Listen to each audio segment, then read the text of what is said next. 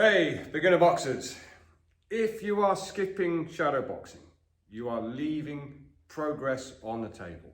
I know what it's like when you first start. It's a little bit embarrassing. You're just kind of going through the motions and stuff. But it is the fastest way to make your boxing better. It will improve your footwork. It will improve your punch mechanics. It will improve your ring IQ. You don't need a gym. You don't need a partner. You don't need a punch bag. You literally just need yourself and your imagination, and you will get better. So let's have a look. So what is shadow boxing? It is simply visualizing an opponent, practicing your movement, practicing your punch mechanics, your defense, your offense, your strategy. It's something the pros do every single day. I do it every single day. To this day, at 50 years old, I use it as a main force of my cardio. You should be doing it every single day too. So let's have a look at the pros. So number one, visualization and fight IQ. You can literally take real fight scenarios and put together a game plan for them. I've literally done it in the last couple of weeks. I had a bit of a tricky opponent here at sparring. He knows all my tricks and what I like to do. And I was getting caught with a few things. Literally through my shadow boxing, I was visualizing that happen, and I put it to work in the last sparring session, and it was great. So one, realistic fight scenarios. Visualizing an opponent, working a strategy around it, putting it to use afterwards. Brilliant way of working your shadow boxing. Number two, another big one, footwork, balance and movement. You can hit your heavy bag all day long, but you're probably not moving as much as what you could be and what you would do in a real situation. So having that ability just to switch down, no other distractions, and concentrate on your footwork, your movement, your stance, your foundation, how you glide between different positions. Fantastic. You won't get that through heavy bag work. You won't get it necessarily with pad work. To a degree you will. And sparring, sometimes there's other distractions as well, like getting punched in the face. So with shadow boxing, you can literally take away all of the distractions and work on flowing between different positions and moving from there. This is a big one for me. Punch mechanics. It's really easy, particularly as beginner boxers and even intermediate boxers, on a heavy bag to be too close at the wrong range, and you end up stopping your own punches, so you're not fully extending, or you're trying to put too much power in and not concentrating on technique. Pad work, you could, with the best will and intention in the world, be trying to do your mechanics the best that you can, but your pad holder's not great, and they are bringing their pads into your punches, and again, stopping your punches short from here. You're not working to the best that you could be. With shadow boxing, there is no resistance. You can literally work on all your mechanics of your punches, make sure you're getting back to your start position. Fantastic. It is literally great for improving your boxing that way. Conditioning and endurance. Shadow boxing done correctly is an all-over body workout, and it will improve your stamina. So that alone, it can be used as a warm-up, absolutely, or a standalone cardio session. For me, mental focus as well. If shadow boxing is done correctly and you're concentrating on what you're doing, it clears the mind, it keeps you sharp, and it can keep you sharp in between training sessions as well. It will also help build discipline, which is a massive thing for boxing. But it can be done wrong. So let's have a look at some of the cons. So number one thing that I see go wrong, particularly with beginners with shadow boxing, is throwing punches with no intention, just thinking I'm just getting the muscles going from there. What do I mean by that? This is so common. You see people come in the gym and they're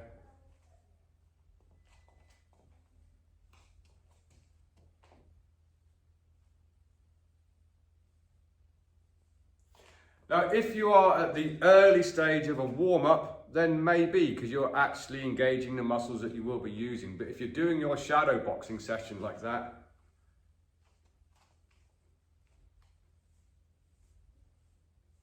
we're not using it to our best advantage. So fault number one to avoid is punches without intention when you're doing your shadow boxing.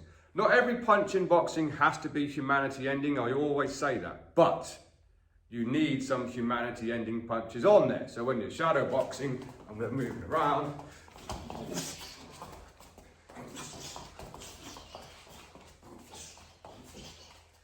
making sure you're throwing your punches correctly and with intent. Next, another big one, and it kind of, goes along with what I've just said. not visualizing an opponent.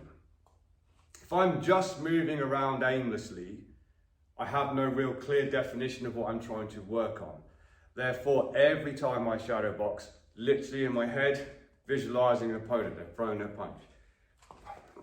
I know I'm just going through the motions, I'm just saying, I could either be here,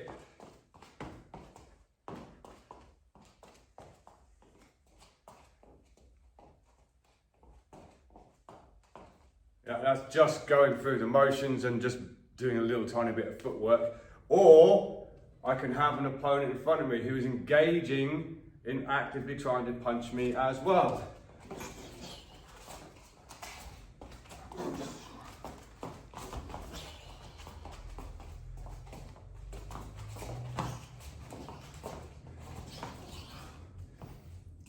I'm reacting to what they do to me. Which brings us on to the next common mistake. Not doing your defense, your counters, and your head movement. Again, if you're just warming up, it's fine. You can just be going through the motions. You need to be actively working on your defense, your head movement, and strategies around that as well. So, for instance, generally I will get people to have a footwork round. In a good foundation, hands are up, chin down, elbows tight, and they're moving around with their feet. Next will be feet and head movement. Feet, head movement, and active defense, your parries, your catches. And another good thing about that, so if you're a regular of my channel, you know as an orthodox I like a backhand catch because it opens up a door from here. When you're doing that against someone throwing a punch, as in you're not doing shadow boxing, it's very easy to do it wrong because you see the punch coming, you might anticipate it too quickly and bring your hand up too far. This leads us to bad habits. Then next time you're sparring, you're wondering why they're faking the jab and bringing the hook round after it and you're getting caught with it.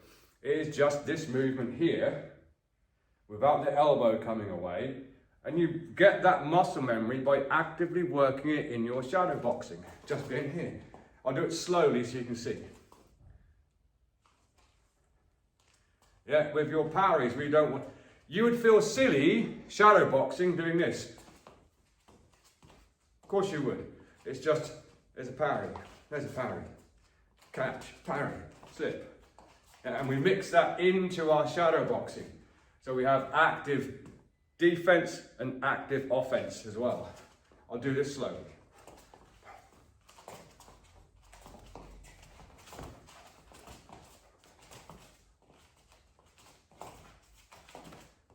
Constantly mixing things in with it. And the last thing that I see that commonly goes wrong is people staying too static and not flowing with their movement.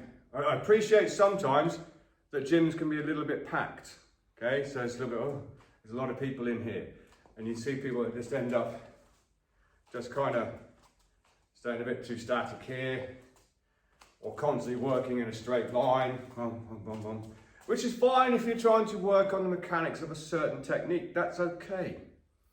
But realistically, fights don't happen in a straight line. There's constant lane changes, there's pivots, there's moving around in your circles. Don't stay too static, don't work too linear, forwards and backwards, or just too laterally in here. Mix it all up, put all of your steps together, flow with your footwork, move it around. So how to shadow box correctly? Basically do the opposite of what I just said. Now, one of the best things you can do is get in front of a mirror and watch yourself. Or 99.9% of the world has one of these things, a camera. Now, film yourself as well. You can pick up all the little details that you don't know you're doing. You might not know when you throw your backhand, it comes down here before it comes back here. Because in your head, it's gone from here, boom, and it's finished here. But you might be doing this. With your jab, you might be going before you throw. I have a little thing that I do sometimes. I noticed it sometimes in the videos I make for YouTube, where just as I'm about to go on the bag, both my hands will just do this slightly before I go. I notice it there. Particularly when I'm demonstrating orthodox, because it's not my natural stance. This is my natural stance, and that's more natural. But sometimes when I'm demonstrating, my hands just drop slightly before I throw it. And I won't notice that unless I've filmed myself or been watching myself in the mirror. So you're going to help yourself improve massively by actually studying yourself in your shadow boxing. So next is to set a round timer. Don't just do it aimlessly. Set a round timer and have a focus for each round that you do. Don't just go, right, I'm going to do some shadow boxing. I'm going to put a round timer on and not know what you're going to work. Right, this round, I'm going to concentrate on footwork. This round, I'm going to work on my punches, my punch combinations. This round, I'm going to work on my defensive counters. This round, if like me, you do actually switch dance, I'm going to work on my switch dancing. This round, I'm going to work on switch dancing mid-combination. This time, I'm going to work on creating angles off of a switch dance. So you build up a good repertoire of things you're going to work on from there, and it's guaranteed to improve your game. From a personal point of view, those of you that don't follow enough, I might not look it, I appreciate it. I am 50 years old. I am riddled with injuries. My back is screwed, my neck is screwed, I'm a tennis elbow, blah, blah, blah. I've got arthritis in my hands and my feet. So I don't stay in shape by hitting bags, by hitting pads. Yes, I do that. The bulk of my cardio and my aerobic workouts to this day are from shadow boxing. It helps me keep in shape. Also keeps me mentally switched on as a coach as well, because I will discover new things when I'm shadow boxing. I'll be, oh, I like that.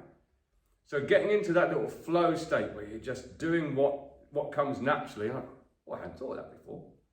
And I'll suddenly take that into a more technical side of things and I'll break that down and I'll go, oh, I've just discovered something I've never done before. So for me, shadow boxing is personally the best way that I keep in shape. Not running on a treadmill, not hitting the weights, not going to a gym and doing all the crazy cardio machines. I literally come to my own gym here, I set a round timer and I shadow box. I will hit the bag, I don't deny that. I will hit pads, I enjoy hitting pads. I enjoy the sparring, but the bulk of my fitness is from shadow boxing.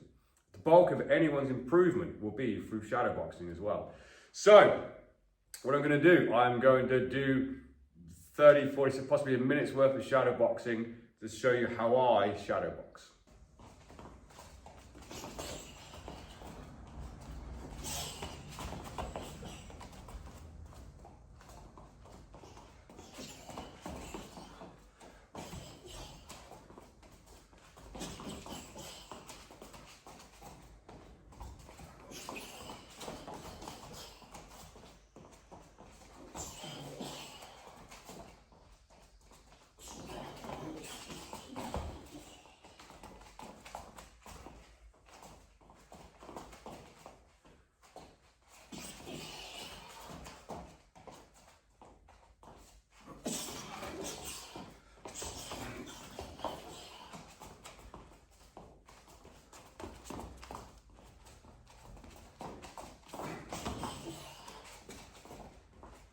So, if you want to improve your boxing fast, start shadow boxing daily. Yes, you do need to hit the bag. Yes, you need to hit the pads. Yes, you need to get some sparring in if you have an active competition coming up. But if you want to improve fast and quickly, your footwork, your mechanics, your movement, your flow, everything, your timing, shadow box daily. If you'd like a full routine for you to work on, drop me a comment and I will send you a breakdown of round by round of a good shadow boxing workout that you can do at home with no equipment, just you and your imagination. And if you want more decent, proper boxing education and you haven't done so far, hit the subscribe and you'll see all the latest videos. Until next time, train hard, train safe, train intelligently, and I'll see you soon.